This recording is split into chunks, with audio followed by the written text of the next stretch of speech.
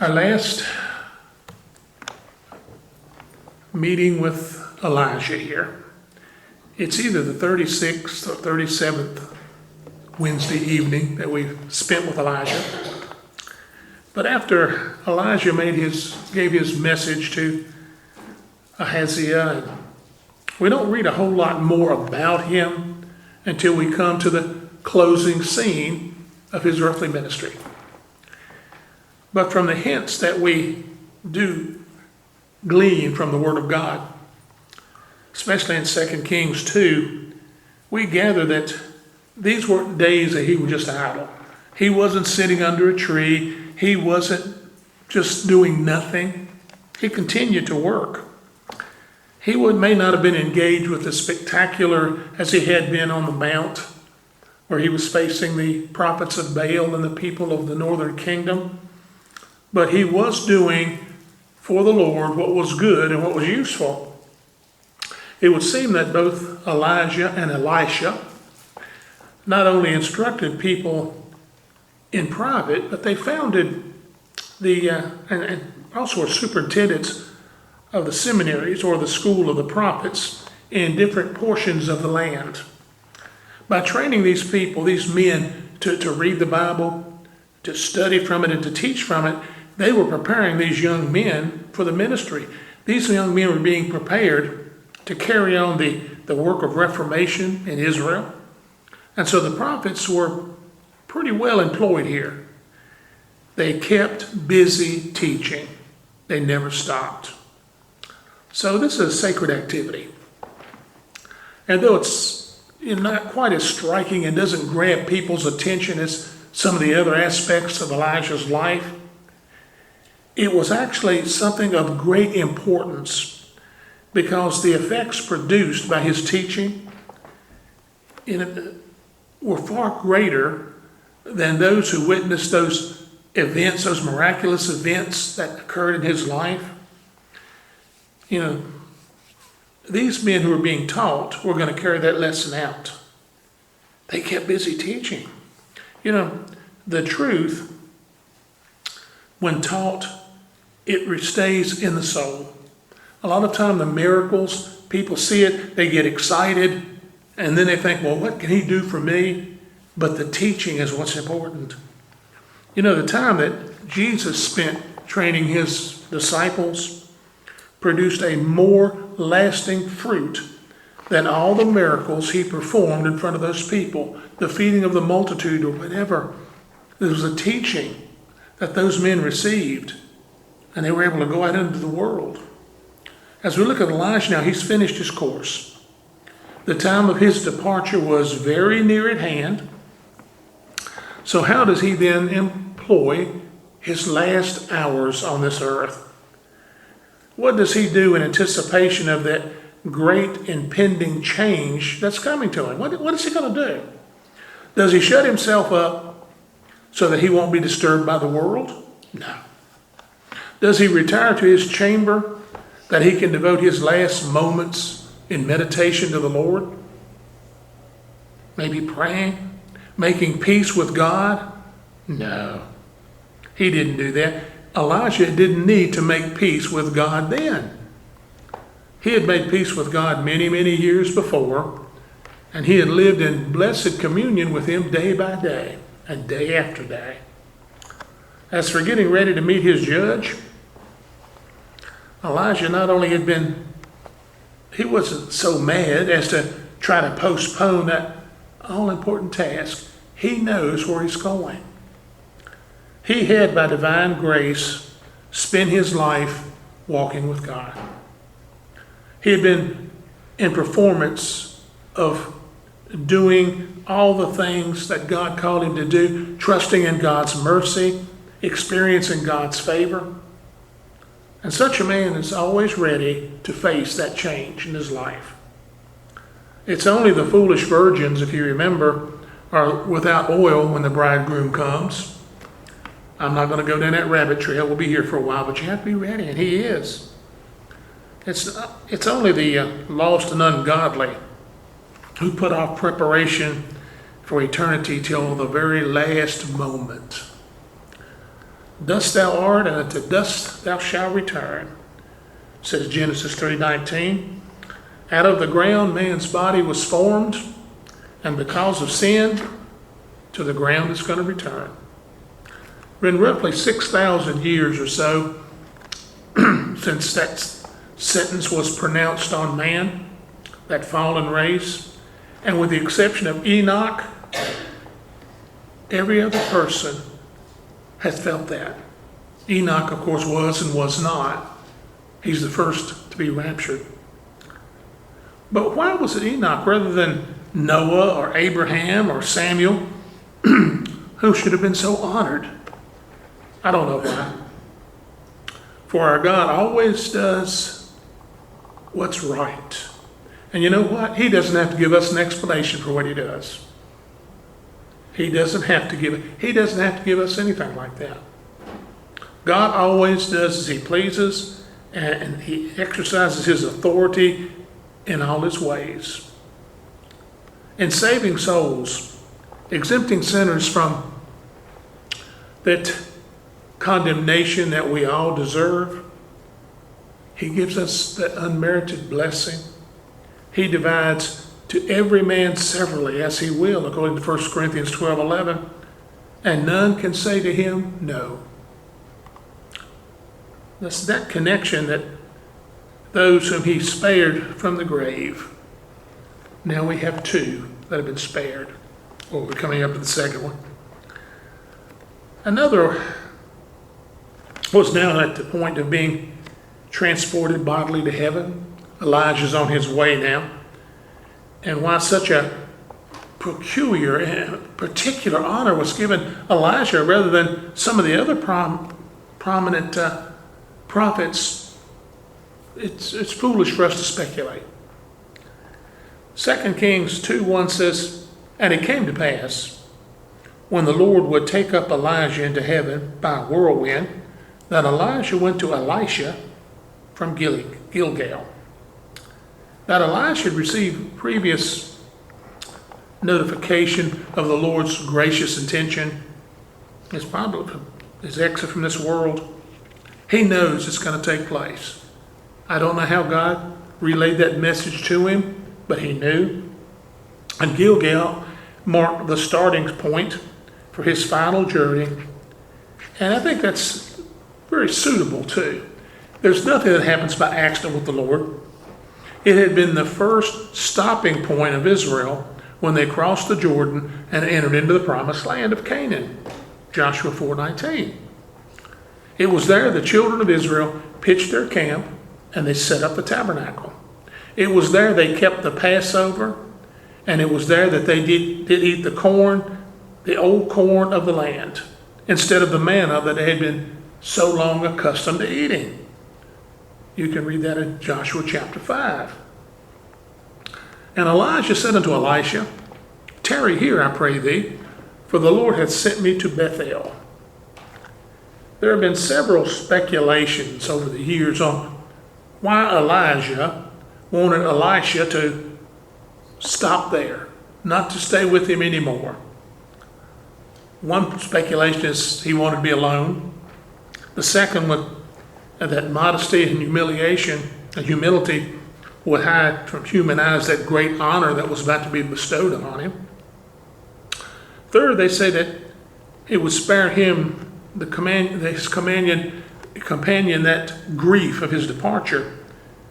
But I believe that the true answer is that he was testing the strength of Elijah's attachment and his faith. That's why I think that's what he's doing here. And I think I can prove it as we go through these last few verses. And Elisha said unto him, as the Lord liveth, and as thy soul liveth, I will not leave thee. So they went down to Bethel. Elisha says, no, I'm going with you. I'm not staying here. When he was first called, Elisha declared, I will follow thee. That's over in 1 Kings 19:20. He said, I'm going to go with you. Basically, wherever you go, I'm going. And did he really mean it? Or were they just idle words? Would Elisha really cleave to the prophet? Would he hold on to him right to the very end? Elisha tried Elisha's faith right here to determine whether his affirmation, when he said, I'm going to go with you, was he motivated simply by an impulse? Was it that excitement that he was caught up in? Or was it a true, real resolution? Elisha had meant what he said, and he refused to forsake his master when he was given the opportunity to do so. You stay here. No, I'm not going to do it. He was determined to have the benefit of Elijah's company and his instruction as long as he possibly could. And he held to him probably in hope of receiving some type of blessing. And so they went down to Bethel, which means, of course, the house of God. Bethel. And this is another place that holds a sacred memory. It was a spot where God first appeared to Jacob and gave him the vision of the ladder. You remember the story of Jacob's ladder. Not tonight, or I won't get through Elijah, but you know the story. Here, the sons of the prophets at the local school came and informed Elisha that the Lord would remove his master that very day. He told them, I know that already. You're not telling anything new. And he made them hold their peace, according to 2 Kings 2:3. They're intruding. And Elisha said unto him, Elisha, tarry here, I pray thee, for the Lord has sent me to Jericho. As the Savior made as though he would have gone further when he was walking with those disciples on the road to Emmaus after the resurrection, he's putting to proof, those disciples really believe. So this is what Elisha's doing here. He told his companion Elisha, stay here, tarry here at Bethel. The place has so many sacred memories. You just stay here. But just as the two disciples had constrained Jesus to go no farther, you remember? You come in, have dinner with me. They sat at the table. When Jesus broke bread, they understood who he was, and Jesus disappeared. Nothing was going to cause Elisha to forsake his master. He's going. So they came to Jericho, which is on the border of the land which Elijah was departing. And the sons of the prophet that were there at Jericho came to Elisha and said unto him, this is 2 Kings 2:5, knowest thou that the Lord will take away thy master from thy head today? And he answered, yea, I know it. Hold ye your peace. The force of this seems to be, what is the use of you clinging to him so intently, Elisha? He's going away. On the morrow, he's not going to be here with you anymore. But like the great apostle at a later date, Elisha conferred not with flesh and blood, but he followed his resolution. I don't care what you say, I am going with him. I gave my word. I'm not going to back off now. Oh, the kind of grace that may be added both to you and me when tempted not to follow the Lord fully. What a picture here. I'll just stay here. I'm not going to follow you, Lord. But we need to be like Elisha and realize that we need to keep our word and keep going. And Elijah said unto him, tarry, I pray thee here, for the Lord has sent me to Jordan, in verse 6. They had covered a lot of ground, hadn't they? They didn't have a car, didn't have a plane. They're walking through the country. Was Elisha tired of the journey? Would he continue on to the end now? He's probably weary. Think about it. He would be weary. How many run the race well, and then they get a little weary of well-doing and they just kind of throw in the towel? Not so with Elisha. And he said, as the Lord liveth, and as thy soul liveth, I will not leave thee. And the two went on. How that reminds me of Ruth's decision. Remember, we did a Bible study on Ruth not too many years ago. Remember, she told Naomi, and Naomi said, "Return thou after thy sister-in-law." And Ruth replied, "Entreat me not to leave thee or return from following after thee. For whither thou goest, I will go, and whither thou lodgest, I will lodge. And your God will be my God." And Elijah and Elisha went on, they leaving the school of the prophets behind them. The young believer must not let the happy fellowship of the saints come in between their own individual communion with the Lord. That's a lesson for you right there. Don't let the friends, maybe it's good intention, don't let it get in between you and that communion. Nevertheless, they were permitted to witness the remarkable miracle, not seeing Elijah being whirled up in that chariot of fire.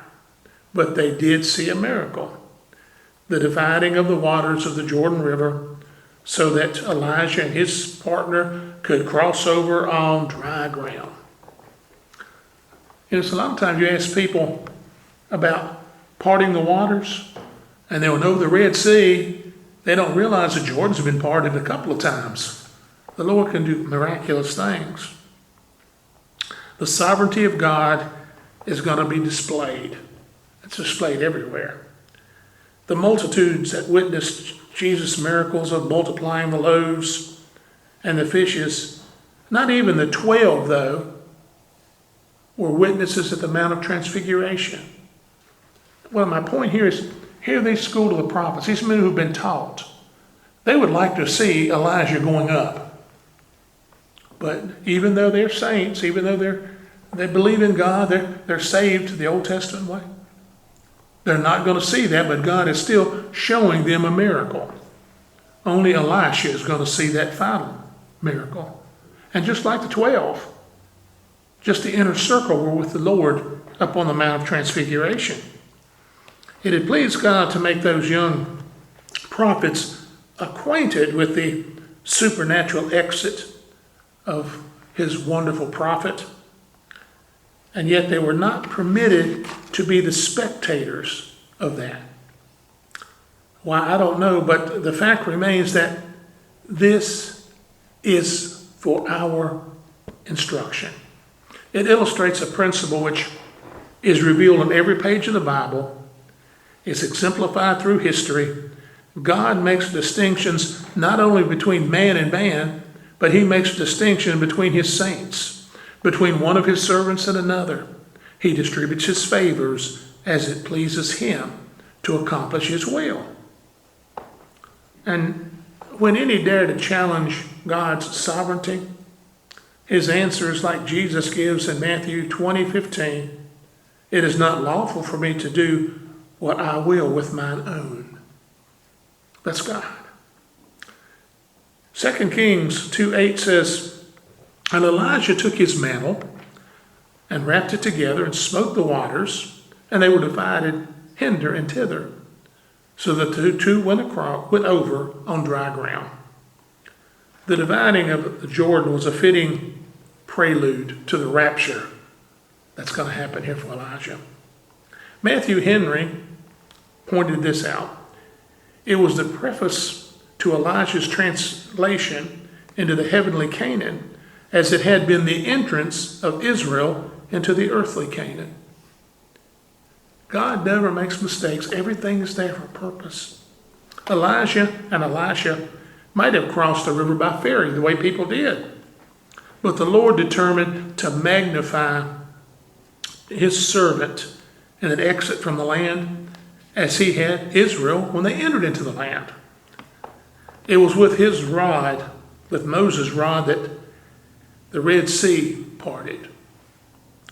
And here was the mantle of Elijah. He takes, he folds it, he divides the river. Each of these things was an insignia or a badge of their distinctive office. Moses with the rod and the mantle, which is soon going to be Elijah's. There's a deeper meaning and a broader application to this incident, by the way. The Jordan is a well-known figure of death. Elijah here is a type of Christ, as Elijah is to be regarded as representative of all who cleave and follow him. Don't do that again so you understand what I'm saying. The Jordan is a figure of death. Elijah is a type of Christ. Elisha is regarded as a representative of all who cleave to and follow Jesus Christ. That's a picture we have here. So we learn that a safe, comfortable way through death has been provided for the people by the Lord Jesus Christ. It's a wonderful thing to know, isn't it? It's parted for us. 2 Kings 2:9. And it came to pass, when they were gone over, that Elisha said unto Elisha, Ask what I shall do for thee before I be taken away from thee. Here's proof that Elijah had been testing Elisha all the way through, when he, time after time, bade him tarry here. Every stopping place, you stay here. But he wouldn't do it. He kept following. And Elisha was so pleased with Elijah's affection, his attendance, his determination. He wants to reward him with some sort of parting blessing. And what a testing of his character was this. Ask what I shall do for thee. Now you think about this in human terms, the way most people would. Oh, now I've got carte blanche. Now what do I want to ask for? Most people would think something materialistic, wouldn't they? You know, here's the significance of Elijah's, before I am taken from thee. For it had been useless for Elisha to ask for Elijah afterward. Once the prophet's gone, he can't ask anymore from him, can he? It's interesting. You know, he was not to be prayed to as a mediator. You do not pray to man. You do not pray to a saint. You know, Catholicism, they do that. They have a blasphemous teaching. You can pray to saints. You can pray to angels. You can pray to this, you know. Where do you get that? Right here is a perfect example of you don't do that. Elijah says, ask what I can do for you now before I'm gone. Because once I'm gone, you can't have it from me. You can't talk to me like that. You cannot pray to those. Christ is the only one in heaven who intercedes for God's people on earth. How attentively we really need to read the language of the Bible. The single word, before, gives demonstrates the lie of one of the cardinal fallacies of Romanism. And Elisha said, I pray thee a double portion of thy spirit be upon me, there in verse 9. Here was a noble answer to Elijah's, what shall I do for thee? Rising above the lusts and the sentiments of the flesh, Elisha didn't ask anything natural. He just asked what was spiritual. Seeking not something for his own self. He didn't ask for $1 million. He didn't ask for this or that. He just asked for a double portion of that which had been given to the prophet. He was to take Elijah's place. He was to be the leader of the sons of the prophets, as verse 15 kind of leads us to believe. And therefore he wished to be equipped for the mission. You see, he's thinking spiritually. He's thinking what he can do for the Lord. Rightly did he covet earnestly the best gifts. He asked for a double portion of the spirit of prophecy, of wisdom, of grace, of faith, of strength, that he might be thoroughly furnished unto all good works. And he said, thou hast asked a hard thing, in verse 10. Elisha had not asked for riches. He didn't ask for glory or power or wealth, but he asked for a double portion of the spirit that rested on and had worked through his master Elijah. In terming it a hard thing, Elijah appears to have emphasized the great value of that bestowment upon him. It was as though he said, that is much for you to expect. That's a really big deal. That's a lot. Those that are best prepared for spiritual blessings are the ones most sensible to their worth and of their own unworthiness to receive it. In other words, it's a humble person. Elisha felt his own weakness. He knew without that blessing he could not accomplish for the Lord what he needed to. He knew he was insignificant. He's realized that. But he's been called, and therefore he wanted to have the qualifications that he needed for that eminent office that he's been given. Nevertheless, if thou see me when I am taken from thee, it shall be so unto thee. But if not, it shall not be so. Verse 10. That's a very blessed request there. His request would be granted, and he was to know it was by the sign that's mentioned, the sight of Elijah's translation to heaven. If he is there and he sees it, he knows that his request is agreeable to God and that God is going to grant it to him. It's God's will, so he's prepared to do the mission he's been called to do. But he has to keep his eye firmly on the Master. You know, those who do chronological studies reckon that the ministry of Elisha lasted twice as long in length than Elijah, and apparently he wrought a double number of miracles. But then finally, the great moment arrived. You've been waiting for about 6 months. The great moment's arriving. Elijah had fully discharged the commission that God had given him to do. He had preserved his garments from being spotted in the apostate religion of the world. Now the conflict was over. His course was run. His victory had been won. He had no home nor resting place here, and so he pressed onward to the heavenly rest. Verse 11 says, "And it came to pass, as they still went on and talked, that behold, there appeared a chariot of fire and horses of fire, and parted them both asunder.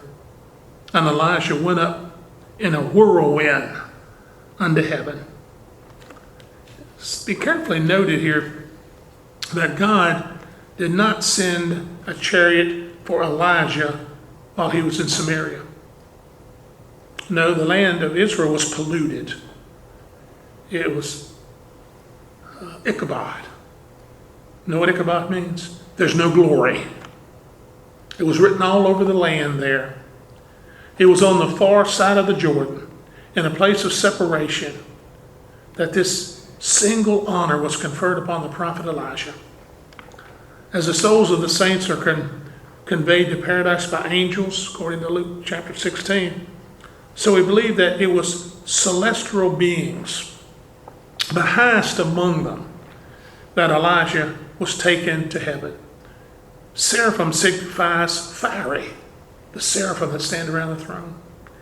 And God is said to make his angels a flaming fire in Psalm 104:4, while cherubim are called the chariots of God in Psalm 68:17 and Zechariah 6:1.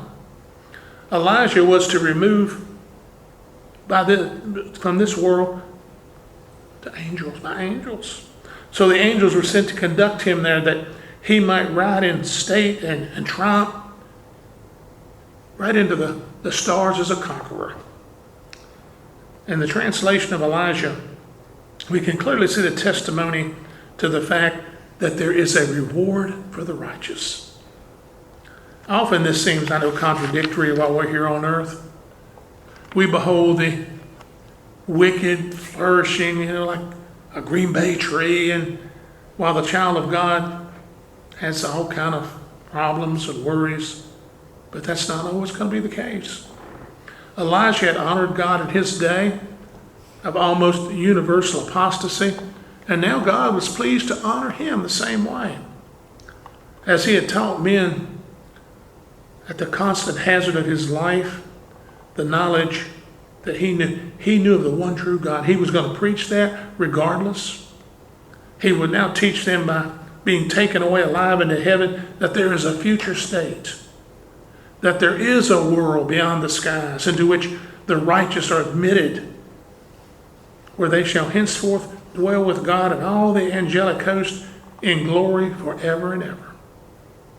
Future bliss shall infinitely compensate for the sacrifices and the sufferings.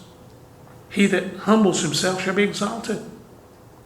Elijah's supernatural exit in this world also demonstrates the fact that the human body is capable of immortality. It could not witness to the truth of the resurrection, for he never died. But he was removed to heaven, furnished unquestionable evidence that the body is capable of being immortalized and of living in those celestial conditions. In Elisha's translation, we see how much better are God's ways than ours. In an hour of hopelessness, Elijah had wanted to leave this world, remember? He was under the juniper tree. He wanted to die. He prayed to die. It is enough now, O Lord, take away my life. Back in 1 Kings 19:4, he requested death. Had he been granted his desire, how much would he have lost? How much better to be taken than by death in a fit of impatience. To be raptured rather than be impatient. Take me now. And this is a record recorded for us for our instruction, pointing out as it does a lesson we all need to take heart. It's the part of wisdom to leave ourselves and all our affairs in the gracious hands of God, trusting him fully and being willing for him to use us as he sees fit to do the job he's called us to do. We're certain to sustain some loss if we're determined to have our own way. Psalm 106:15 says, he gave them their request, but sent leanness into their souls. The mature Christian will assure his younger brethren that today he thanks God for refusing the answer some of the things he craved. God denies your request because he has ordained something better for you. If God says no, he's got something else better planned. In the translation of Elijah, we have both a pledge and a type of a supernatural exit of this world, which every child of God is going to experience. We pointed out again and again in this study that though in certain aspects the character and career of Elijah were extraordinary, in its broad outline, he is regarded as a representative saint. That was in connection with this, also in this final event.